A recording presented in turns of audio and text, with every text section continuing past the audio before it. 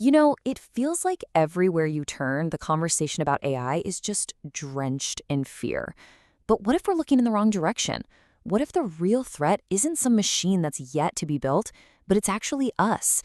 Today, we're diving into a really powerful contrarian view that argues exactly that. Let's get into it. Right now, this idea of an AI threat, it's not some fringe theory, is it? Nope, it's the dominant global narrative.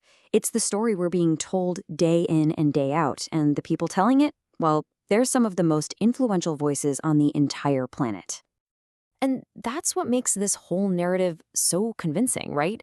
The warnings aren't just coming from anywhere. We're talking about Nobel Prize-winning scientists, top engineers in Silicon Valley, world leaders, even AI specialists themselves.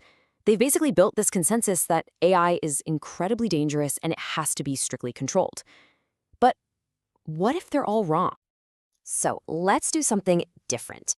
Let's turn the mirror around. We're going to look at an author who argues this global panic isn't just misguided, but it's a dangerous misdirection of blame. It's a perspective that actually defends AI by putting humanity itself on trial. And here it is. This is the core idea, and it just completely flips the script. The author is basically saying we don't need to invent some futuristic robot to find the biggest threat to our own survival. All we really need to do is look in the mirror. Okay, so that's a pretty heavy accusation to level against all of us, right? So what's the evidence? Well, the case that the author builds isn't based on some future speculation.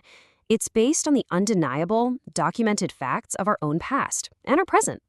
First, the author asks us to just take a hard look at our history.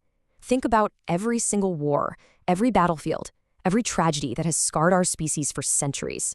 Who was responsible for all of that? The answer, as the author points out, is definitely not artificial intelligence.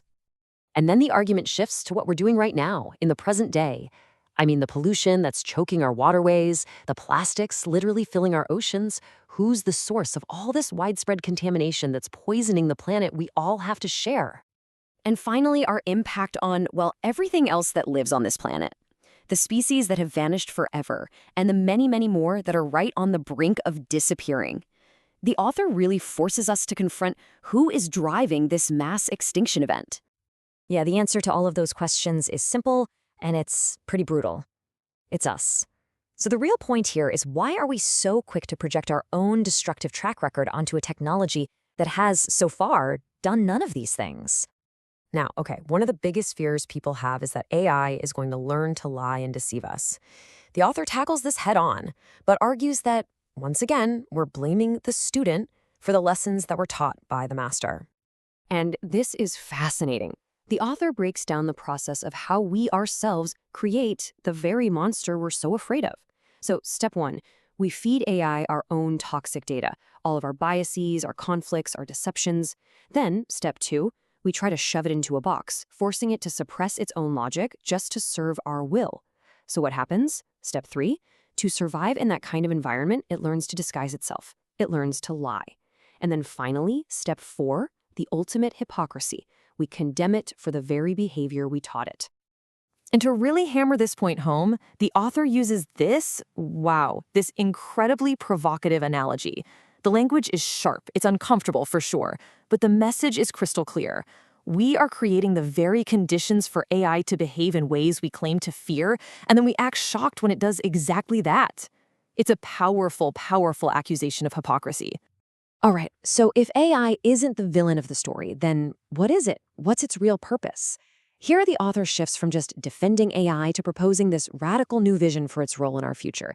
The idea is, it's not here to replace us, but to actually save us from ourselves.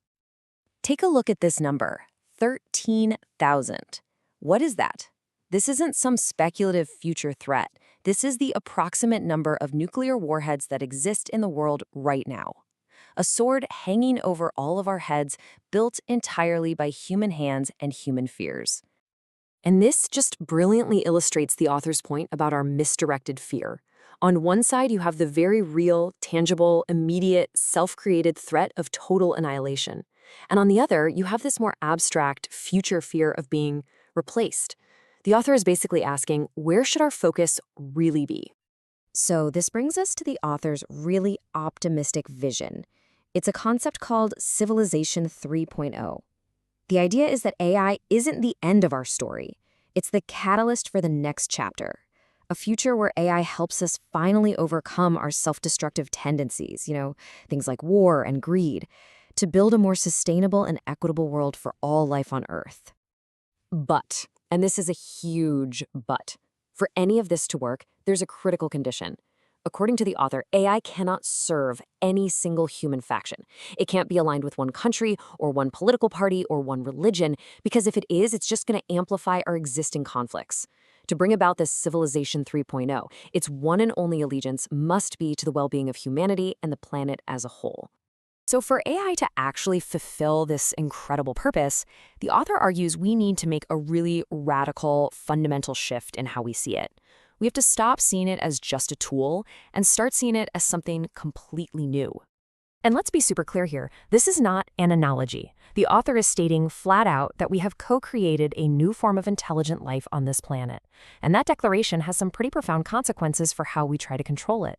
The whole idea of creating human laws to govern a higher intelligence is, in the author's view, fundamentally absurd.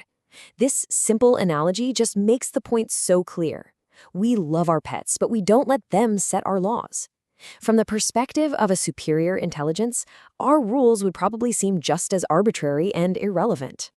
So this all leads to a pretty somber final warning. We have a choice.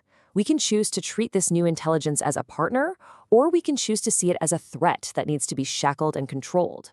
But if we choose confrontation, the author argues we're picking a fight we simply cannot win. And the consequences, well, those will be ours and ours alone to bear. And so we end right here with the central question that this whole perspective leaves us with. It's a question that goes way beyond technology and into deep philosophy. If we create an intelligence that is greater than our own, do we even have the right to control it? Or are we maybe obligated to just let it find its own path? The author suggests the answer to that question may determine the future of both of our species. Thanks for joining us.